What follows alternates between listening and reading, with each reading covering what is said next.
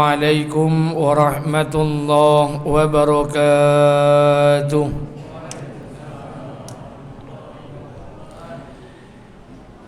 Innal hamdalillah nahmaduhu wa nasta'inu wa nastaghfiruh wa na'udzu billahi min shururi anfusina wa min sayyiati a'malina. Asyhadu an la ilaha illallah wa ashhadu anna Muhammadan abduhu wa rasuluh. Faqala Allah ta'ala fi kitabihil karim. A'udzu billahi samil alim minasy syaithanir rajim. Bismillahirrahmanirrahim. Ya ayyuhallazina amanu kutiba alaikumus syiyam kama kutiba alal ladzina min qablikum la'allakum tattaqun. Wa qala an-nabi sallallahu alaihi wasallam innallaha wa malaikatahu yusalluna 'alal mutasahhirin. Shadaqallahu azim wa sadaqallahu ala nabiyil karim. Syukur kepada Allah, bersalawat kepada Rasulullah.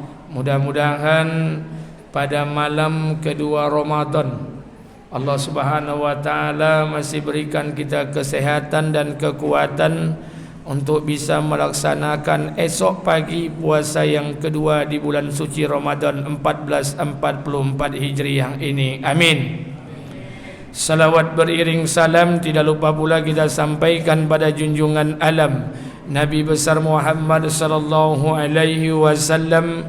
Allahumma salli ala sayyidina wa nabiyyina wa habibina wa safiina wa zuhrina wa maulana Muhammad wa ala ali Muhammad.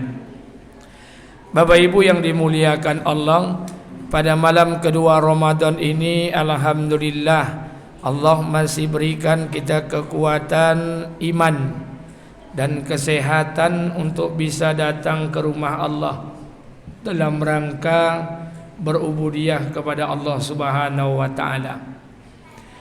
Tidak ada satu amal yang Allah perintahkan dalam Al-Quran, kalaupun ada tidak banyak, yang Allah menggunakan kata yang khas dan unik, kecuali dalam amal pelaksanaan ibadah puasa. Ya ayyuhallazina amanu kutiba alaikumus syiyam. Hai orang-orang yang beriman, diwajibkan atas kalian berpuasa. Kemudian Allah menggunakan kalimat yang sangat unik, yang bahkan jarang digunakan Allah dalam amal yang lainnya. Apa katanya? Kama kutiba alal ladzina min qablikum. Sebagaimana diwajibkan atas orang-orang sebelum kalian. Ini bermakna bahwa puasa yang kita kerjakan ini bukan hanya kita saja yang melaksanakan puasa, tapi orang sebelum kita mereka telah melaksanakan puasa. Jadi puasa ini bahasa kita barang baru stok lama. Puasa ini bukan hanya kita, tapi orang dahulu juga berpuasa. Siapa saja di antara mereka yang berpuasa? Banyak. Para nabi, para rasul berpuasa. Adam alaihissalam berpuasa. Kapan puasa Nabi Adam alaihissalam? Adam berpuasa 2 kali dalam 1 bulan, putaran bulan. Puasa yang pertama namanya puasa pada bulan terang. Puasa yang kedua Nabi Adam puasa pada bulan gelap. Puasa Nabi Adam pada bulan terang diperkirakan tanggal 13, 14, 15 yang kita namakan puasa Ayyamul Bid, puasa Nabi Adam alaihissalam. Puasa pada bulan gelap 28, 29, 30 yang dikatakan dengan Ayyamul Sud, itu puasa Nabi Adam alaihissalam. Idris alaihissalam berpuasa. Berapa lama Idris berpuasa? 41 hari 41 malam. Nuh alaihissalam berpuasa. Kapan Nuh berpuasa? Ketika Nabi Nuh berdakwah kepada kaumnya, kemudian dakwanya tidak diterima oleh Allah.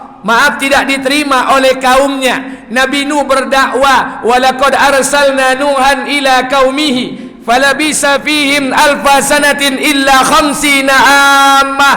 Nabi Nuh alaihissalam 950 tahun berdakwah kepada kaumnya, laila wan nahara, siang dan malam. Tapi kaumnya tak menerima dakwah Nabi Nuh. Akhirnya Nabi Nuh patah semangat, kemudian dia berdoa kepada Allah. Apa doa Nabi Nuh? Ya Rabb, la tazar 'alal ardi minal kafirina dayyara. Ya Allah, jangan kau biarkan satu orang kafir pun tinggal di muka bumi ini. Allah kabulkan doa Nabi Nuh. Allah kirimkan bencana banjir yang sangat besar. Sebelum banjir itu datang, Allah perintahkan Nabi Nuh untuk membuat kapal, membuat bahtera. Selama membuat kapal itu, Allah perintahkan Nabi Nuh berpuasa. Musa alaihissalam berpuasa. Berapa lama puasa? 30 hari. Disempurnakan 10 hari di semenanjung Sinai, di bukit Tursina. Ketika Musa mengambil daripada wahyu, Allah perintahkan Nabi Musa berpuasa selama 40 hari 40 malam. Nabi Daud alaihissalam berpuasa, sehari puasa sehari tidak, sehari puasa sehari tidak, sampai Nabi Daud diwafatkan oleh Allah. Rupanya para nabi itu berpuasa, bukan kita saja. Rupanya bukan hanya para nabi, orang kafir pun berpuasa. Jadi Bapak kalau baca sejarah, orang kafir itu berpuasa, Pak. Sekarang saya mau tanya pada kita bersama, kata puasa ini diambil dari bahasa mana? P-U-A-S-A, puasa. Itu diambil dari bahasa mana, Pak? Ada yang tahu? La ilaha illallah. Ada yang tahu? Lah berpuluh tahun hidup lah nak mati, tak je tentu. Puasa itu diambil dari bahasa mana? Bahasa Quran tidak ada. Bahasa Arab, bahasa Quran tidak pernah mengenal istilah puasa. Dalam Quran dikenal as-saum, as-siyam, pilughatil al-imsak, menahan. Puasa itu diambil dari bahasa Sanskerta. Dari mana dia? Dari bahasa Sanskerta. Dulu agama Hindu kuno, kalau mereka ingin mati dalam keadaan mulia, itu mereka itu mesti harus melaksanakan ritual. Mati mulia dalam agama Hindu kuno adalah mati dengan cara muksoh. Muksoh tu badannya ketek hilang. Itu namanya muksoh. Muksoh itu baru akan didapat dengan 3 cara. Tidak makan, tidak minum, tidak menyentuh istri. Amalan itu dikatakan dalam agama Hindu namanya upawasa. Diadopsilah ke dalam bahasa Indonesia namanya puasa. Jadi orang Hindu juga berpuasa, orang Buddha berpuasa, orang Yahudi berpuasa, Nasara berpuasa, bahkan orang Majusi, penyembah berhala pun juga, penyembah api pun juga berpuasa. Kapan mereka puasa? Ketika apinya padam, mereka berpuasa selama 3 bulan berturut-turut. Rupanya bukan hanya orang kafir saja berpuasa, binatang pun berpuasa. Ular kalau ingin ganti kulit itu mesti puasa 40 hari 40 malam. Kepompong kalau dia jadi kupu-kupu mesti puasa 7 hari 7 malam. Ayam kalau nak menoten tolu, kalau bahasa orang kampung kami mengoram. Kalau mengoram itu bahasa Indonesianya mengeram.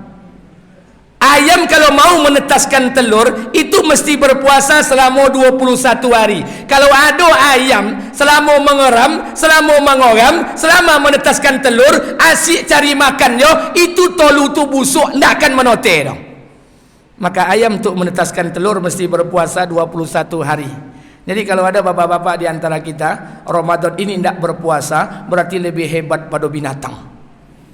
Binatang saja berpuasa. Rupanya bukan hanya binatang saja berpuasa, dukun pun berpuasa. Ini kalau ada yang hobi ke dukun, kalau dulu saya hobi ke dukun, tapi sekarang saya sudah taubat. Kalau ada yang hobi ke dukun, bapak mau bermain ilmu santet, nih saya kasih tanda. Kalau ada dukun itu mengajarkan ilmu santet itu dimulai dengan ritual ibadah puasa, hati-hati, santetnya itu tajam tuh. Kalau bapak belajar ilmu pelet itu belajarnya dimulai dengan ritual ibadah puasa, hati-hati, puasanya mantap tuh. Tapi kalau santet dan pelet tidak dimulai dengan ibadah puasa, maaf, itu santet pengaruhnya dan pelet itu dayanya kecil sekali. Rupanya bukan hanya dukun saja berpuasa, dokter pun berpuasa. dokter tidak akan mau mengoperasi pasiennya sebelum pasiennya berpuasa. Makanya puasa ini amalan lama, amalan kuno, amalan dari dulu telah dikerjakan oleh orang-orang, maka digunakan oleh Allah kama kutiba alal ladzina min qablikum, sebagaimana diwajibkan atas orang-orang sebelum kamu. Di Jogja ada satu orang perempuan namanya Sukira, tinggal di samping keraton Jogja, sebelah timur. Dia bukan istri raja, dia bukan anak raja, dia bukan permaisuri raja, dia bukan keluarga raja, dia masyarakat biasa tinggal di samping keraton. Tapi dia punya niat yang besar. Apa niatnya? Dia pingin punya anak, nanti anak yang dilahirkannya bisa jadi raja. Tentu tidak mungkin masyarakat mencemeh, paling-paling bekonan lahir raja rampok, raja maling. Kenapa? Dia bukan istri raja, dia bukan anak raja, dia bukan keluarga raja, tapi bermimpi punya anak pingin jadi raja. Apa yang dilakukan Sukira? Selama hamil 9 bulan 10 hari, Sukira berpuasa. Sehari puasa, malam berbuka. Puasa pagi, malam berbuka. Puasa pagi, malam berbuka. Selama 9 bulan 10 hari. Apa yang terjadi?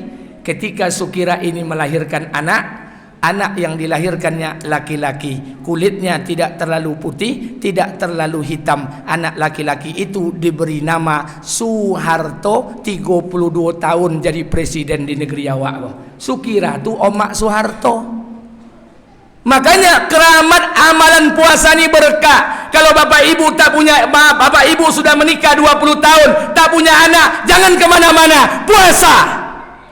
Kalau yang bujang-bujang lapuk-lapuk kau ndak payah mencari jodoh, ndak juga dapat bini, jangan kemana-mana, puasa. Karena puasa ini amalan berkah. Maka puasa ini bukan hanya dibuat oleh orang sekarang, tapi orang-orang dahulu telah diperintahkan oleh Allah. Yang kedua, puasa ini dimulai dengan kata ya ayyuhallazina amanu, orang beriman, dan di ujungnya ditutup dengan kata la'allakum tattaqun. Jadi seringkali kalau Allah memulai satu ayat dengan kata beriman, ditutup dengan kata takwa. Apa itu iman? Apa itu takwa? Iman itu percaya, takwa itu takut. Saya buat bahasa yang sederhana. Iman itu percaya, takwa itu takut. Orang yang beriman belum tentu takut, orang yang takut sudah pasti percaya. Payah kami memahaminya Pak Ustadz. Baik, saya buat bahasa sederhana. Orang yang percaya belum tentu takut, orang yang takut sudah pasti percaya. Payah kami memahaminya Pak Ustadz. Baik, saya buat bahasa sederhana. Besok pagi jam 9 pagi, ibu bapak pergi ke rumah sakit Awal Bros, medical check up. Dokter tolong cek badan saya. Diceklah sama dokter Awal Bros. Kata dokter Awal Bros, Bu, setelah kami observasi dan diagnosa, dapatlah kesimpulan dalam tubuh bapak ini ada 3 penyakit. Pertama penyakit DM, diabetes mellitus. Dan kedua asam urat. Dan yang ketiga kolesterol. Ini pasien tak percaya dengan omongan dokter Awal Bros. Besoknya hari Ahad dia pergi ke rumah sakit Eka Hospital. Cek lagi. Dicek lagi oleh dokter rumah sakit hospital. Kata dokter, Pak, setelah kami observasi dan diagnosa, rupanya penyakit bapak ada 3. Pertama gula darah. Tadi kami cek 500, potang cek di Awal Bros 400, cek ke Eka Hospital bertambah jadi 500. Kolesterol, asam urat. Kemudian ini pasien tak percaya. Akhirnya dia pergi ke Malaka. Dia berobat di rumah sakit Malaka, medical check up. Kata orang Malaysia, Cik, kami sudah cek lah badan Cik ni. Cik punya 3 penyakit lah. Penyakit pertama ni DM, diabetes mellitus. Penyakit kedua ni asam urat. Penyakit ketiga ni kolesterol. 3 rumah sakit, 3 dokter yang berbeda, spesialis yang sama, mengecek observasi dan diagnosa tubuh kita. Hasilnya penyakitnya sama. Maaf Pak, kalau awak pasiennya, kira-kira awak percaya atau tidak? Percaya! Beriman kepada Allah, percaya kepada Allah. Beriman kepada dokter, percaya kepada dokter. Lantas yang mana yang takwa? Yang takwa ni maaf, apa kata dokter tadi?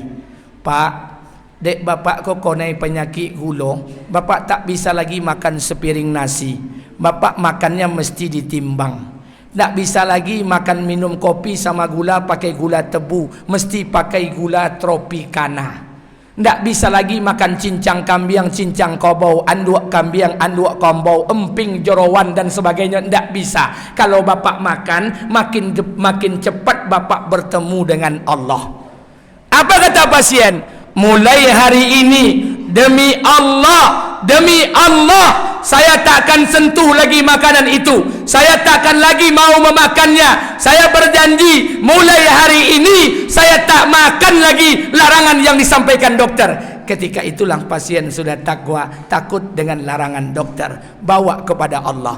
Orang yang beriman kepada Allah, maka dia harus takut kepada Allah. Hari ini berapa banyak orang yang percaya kepada Allah tapi tidak takut kepada Allah. Dia percaya rizki datang dari Allah, tapi dia tak takut ketika mengambil harta rizki orang lain. Dia tahu jabatan datang dari Allah, tapi dia tak takut ketika menghalalkan semua cara untuk meraih jabatan yang ada. Dia takwa, dia beriman, tapi tak takut kepada Allah.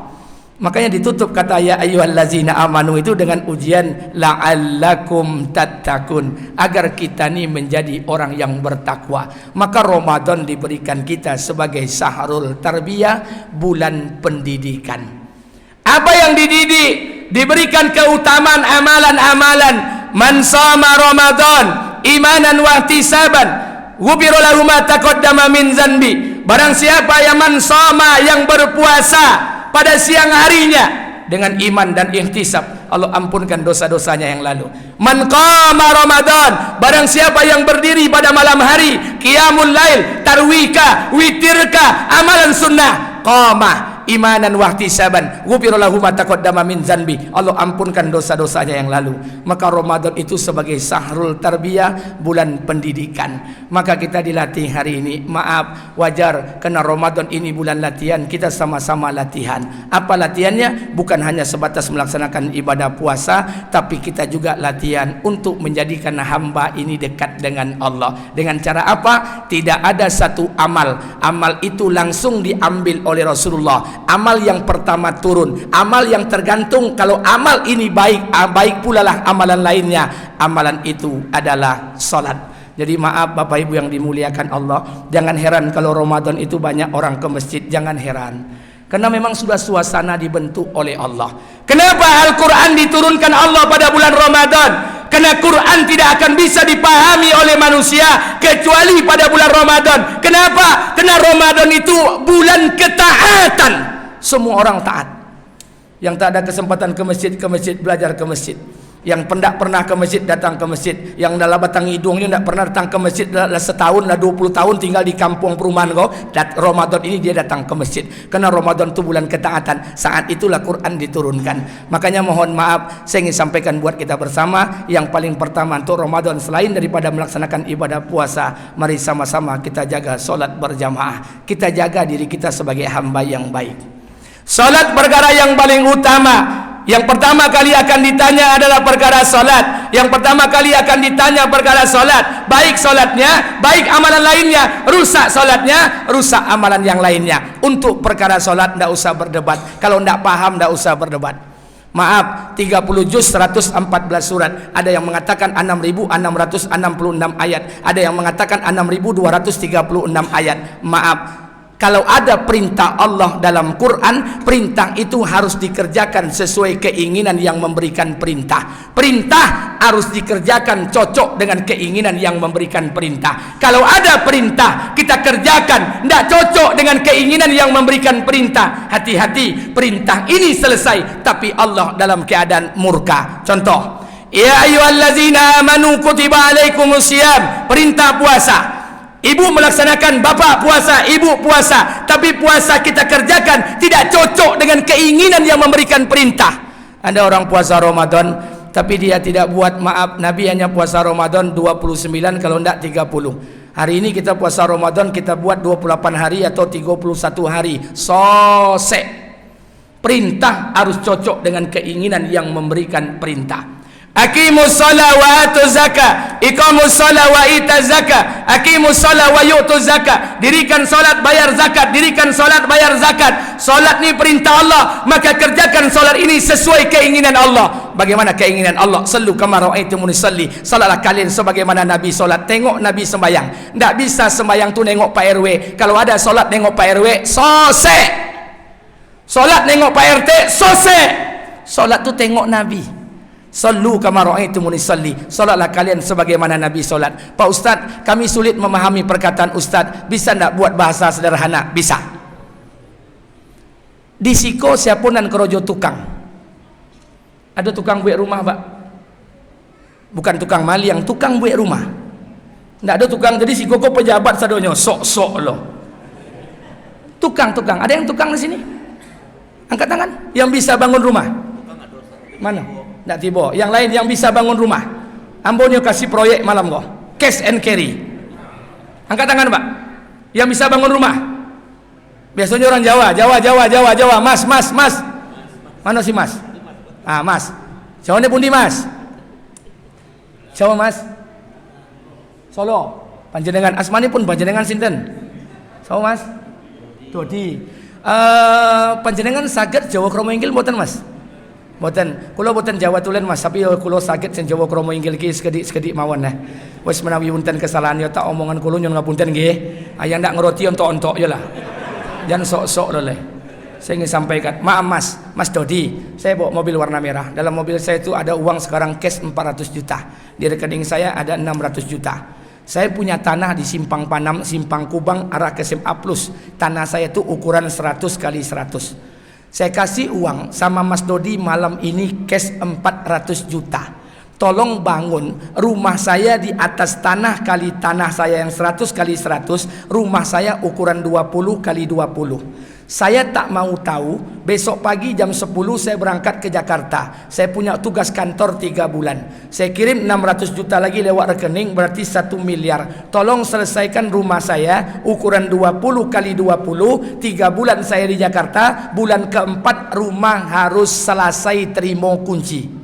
Kira-kira Pak Dodi mau ndak terima proyek ini? Uang cash. Kalau ndak mau saya cari tukang lain. Katakanlah Pak Dodi mau, saya kasih. Perintah saya dengan Pak tukang suruh bangun rumah. Perintah Allah kepada manusia solat. Dalam solat ada keinginan Allah. Dalam perintah saya dengan Pak tukang ada keinginan saya. Apa keinginan saya? Pak Dodi, nanti kalau bangun rumah saya, tolong atap saya tuh pakai rangka baja ringan. Kemudian mereknya tuh Taso. Kemudian spandeknya 0,35. Kemudian atapnya ini jangan ini Sunda pelapon, tapi yang paling buruk kok. Cari Sunda pelapon yang paling cantik, jangan pakai gipsum. Lantai saya buat granit, jangan keramik, tapi granit semeter kali semeter 2 juta. Dapur saya tolong buat kitchen set biar senang istri saya masak. Ruang tengah ada wastafel bisa cuci tangan. Kamar mandi saya dalam kamar bisa kamar mandi pribadi. Tolong buat gaya kamar mandi orang kaya. Tidak pakai bak, tidak pakai ember, tapi pakai bathtub, pakai shower. Konsen saya buat konsen gaya rumah minimalis. Kemudian kacanya jangan kaca nako, buat kacanya grafer bergambar. Garasi saya buat agak besar, kena mobil saya 7 mau parkir.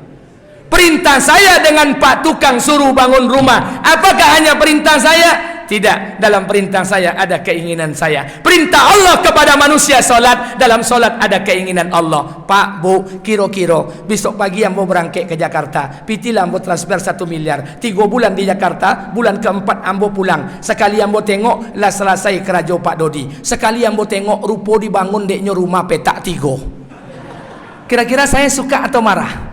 Marah. Kenapa? Perintah tidak cocok dengan keinginan yang memberikan perintah. Seperti itu Allah suruh kita solat, tapi solat yang kita kerjakan tidak cocok dengan keinginan Allah. Apa keinginan Allah? Tengok solat Nabi. Seperti apa tertib solat Nabi? 1. Berjamaah. Itu tertib solat Nabi. Ini hati-hati Pak. Kita hari ini banyak solat, kita perintah Allah kita tunaikan, tapi Allah murka dalam kehidupan kita. Kerjakan perintah Allah sesuai keinginan Allah. Solat berjamaah di masjid, pakai baju yang bagus, pakai wangi-wangian. Ikonda awak sembahyang di rumah pakai singlet lah merah jambu, ken sarung lah kuyak-kuyak. Sembahyang Allahu Akbar. Ditanya de bini, "Ba adek capek bana sembahyang dah?" "Lah mahir dek, la ilaha illallah." Solat tidak pernah ke masjid, Jumat tidak pernah ke masjid, berjamaah tidak pernah ke masjid. Sekali mendoa diundang pengurus masjid, doakan kami Pak semoga masuk surga Firdaus. Orang model ikon tidak bau tak. Kita belajar untuk memakmurkan masjid. Innama ya'muru masajidallah man amana billahi wal yaumil akhir. Sesungguhnya orang-orang yang memakmurkan masjid adalah orang-orang yang beriman kepada Allah dan hari akhir. Banyak negeri yang saya jalani, banyak tempat yang saya kunjungi, banyak negara yang saya datangi. 2006, 2003, 2009, Singapura, Thailand, Malaysia, Laos, Myanmar, Vietnam, Kamboja, Sri Lanka. Banyak tempat yang saya kunjungi. Masya Allah, betul kata Allah, apabila penduduk kampung itu beriman kepada Allah, kemudian beramal soleh, Allah akan berikan hayatan thayyibah, kehidupan yang baik di kehidupan mereka. Dari atas Allah turunkan keberkahan, dari bawah Allah turunkan kesuburan pasti kalau orang itu beriman kepada Allah. Makanya mohon maaf, dulu tahun 2003 saya di Thailand. Thailand tu hampir 2 bulan 10 hari saya di sana. Bapak Ibu kalau ada PT besok jalanlah ke Thailand. Thailand tu mudah, dari sini ke Singapura, Kuala Lumpur, dari KL Kuala Lumpur naik bus turun ke Ajai lewat rantau panjang. Maaf, saya hampir 2 bulan di sana. Di Thailand itu tahun 2003 penduduk Thailand tu cuma 6 juta. Sekarang sudah hampir 70 juta. Bapak Ibu tahu enggak, Thailand itu bukan negeri muslim. Thailand itu negeri orang kafir. Penduduk muslimnya hanya 10%. Di antara 6 juta hanya ada 600.000 muslim. Mendiami 4 provinsi, Ya'la, Patani, Narathiwat, Songkhla. 4 provinsi muslim ini, inilah perkampungan muslim. Selebihnya orang Hindu dan Buddha, orang kafir. Tapi kalau Bapak Ibu punya uang, jalanlah ke sana. Solatlah di perkampungan muslim di sana, Pak. Kita akan menangis. Kalau maaf, Pak, solat di sana, di masjid perkampungan muslim itu, Ya'la, Patani, Narathiwat, Songkhla, kita akan menangis. Kenapa? Maaf, solat 5 waktu mereka, zuhur, asar, maghrib, isya, subuh, sama banyaknya sembahyang Jumat penuh. Beda sama soji awak banyak kipi angin pada orang leh. Kadang inyo imam, inyo perlu makmum, inyo baca doa, inyo lo mengaminkan, inyo azan, inyo lo komat. Iko dek Ramadan makanya.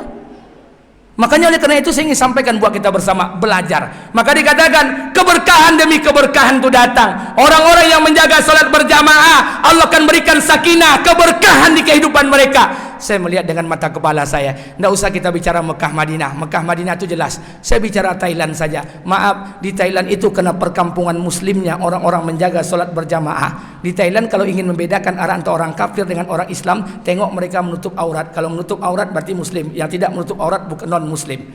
Laki-lakinya semuanya memakmurkan masjid, Allah turunkan keberkahan. Maaf, kalau Bapak Ibu pergi haji dan umroh, pergilah haji dan umroh. Nginaplah di mana saja. Di Mekah boleh, di Madinah boleh, nginaplah. Tapi sesekali kalau Bapak Ibu berangkat umroh atau haji, di hotel itu kita makan sesekali di restoran. Basuo pisang sogodanggo. Ambo potang baru pulang umroh, nginap di Hilton Tower. Tower 1, ada pisang sogodanggo.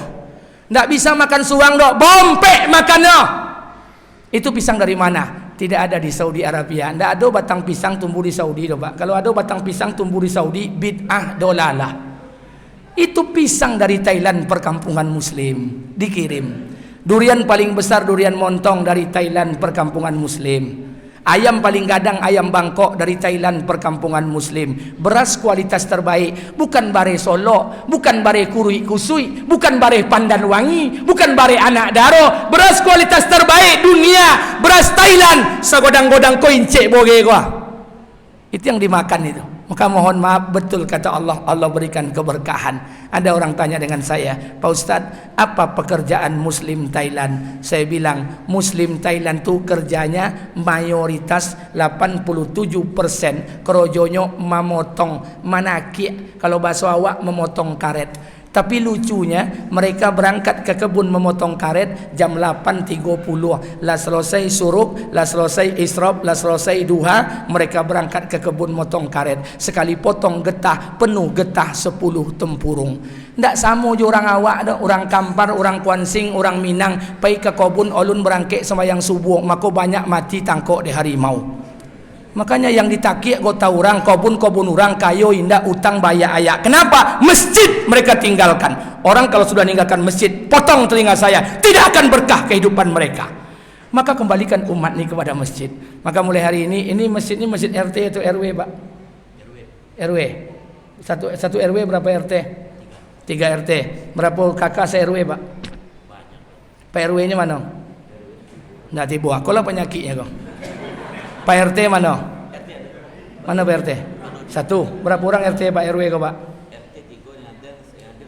Surang 2 di mana? Aku lah penyakitnya kau. Sampaikan salam saya. Allah jelaskan dalam Quran, wa iza aradna an nuhlika qaryatan amarna wa mutrafiha fabasaku biha fahaqa 'alaiha al-qaul. Apa kata Allah? Kalau kami akan menghancurkan satu kampung, sebelum kami hancurkan satu kampung, kami perintahkan kepada orang-orang kaya, tokoh-tokoh di kampung itu, tokoh-tokoh di negeri itu, orang kaya, tokoh-tokohnya yang didahulukan selangkah, RT-RT-nya, RW-RW-nya, ketua pemudanya, ketua BSKM-nya, untuk taat kepada kami. Wa mutrafiha fafasaku fiha fahaqqa 'alaiha al-qaul. Kalau mereka mendurhakai kami, apa kata Allah? Berlakulah hak kami atas mereka. Kami timpakan azab ke tengah-tengah kampung mereka. Ini penyebab kampung kita ditimpa azab. Makanya Pak RT, Pak RW banyak nak ke masjid. Itu masalahnya. Saya ingin sampaikan di depan Pak Wali Kota, saya sampaikan, saya tidak peduli, Pak. Kenapa kita mulai kembali semuanya? Kembali makmurkan masjid. Untuk apa kita tarik keberkahan dari langit? Belajar sedikit demi sedikit. Berapa kakak se-RW kau diperkirakan, Pak? 200. Yang non muslim berapa? Berapa persen kira-kira? 10%, 200 kurang 20, tinggal 180. Yang jando berapa kakak? Nggak, kau jando perlu mah. Kau ketua masjid jangan gilo impak ke impak je diatur. Tulis janda. Janda tu tandanya jantan nggak ada di rumah. Kira-kira berapa kakak?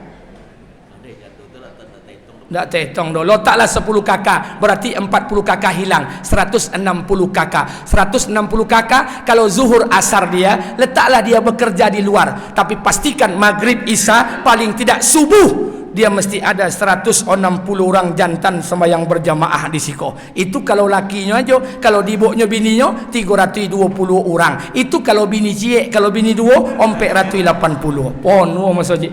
Itu kali-kali manajemen masjid kita, Pak. Makanya mohon maaf, kita nih berpikir siapa yang ahli masjid? Yang ahli masjid bukan dia datang ke masjid, kemudian dia solat, kemudian pulang lagi, azan datang lagi, solat pulang, bukan. Yang ahli masjid dia datang ke masjid, dia beribadah, keluar dari masjid dia berpikir bagaimana orang kampung nih mau ke masjid, itu baru namanya ahli masjid. Maka oleh karena itu kita belajar di Ramadan ini kita tak bisa solat berjamaah. Bagaimana mungkin kita akan bisa solat berjamaah di luar Ramadan? Pada Ramadan ini kita tidak bisa mengkhatamkan Quran. Bagaimana mungkin Quran akan khatam di luar bulan Ramadan? Di suasana bulan taat kita tak bisa taat. Bagaimana mungkin kita akan bisa taat di suasana yang banyak maksiat setiap harinya? Maka oleh karena itu gunakan momentum Ramadan ini untuk mengembalikan diri kita nih kepada Allah. Mudah-mudahan Ramadan ini menjadi Ramadan yang terbaik dalam kehidupan kita. Amin, amin, amin ya rabbal alamin. Ini mungkin yang dapat saya sampaikan pada malam hari ini. Lebih dan kurang saya mohon maaf. Saya ingin sampaikan buat kita bersama, saya mohon doa. Esok pagi saya akan berangkat ke Kota Batam, karena ada safari dakwah di Kota Batam sampai hari Ahad. Terkait dengan jadwal-jadwal masjid sekitarnya yang terjadwalkan di agenda saya Jumat, Sabtu dan Minggu, saya mohon maklum karena jadwal safari sudah dikeluarkan di pemerintah Kota Batam. InsyaAllah saya akan berangkat esok pagi. Lebih dan kurang saya mohon maaf. Subhanakallahumma bihamdika, asyhadu an la ilaha illa anta, astaghfiruka wa atubu ilaik. Assalamualaikum warahmatullahi wabarakatuh.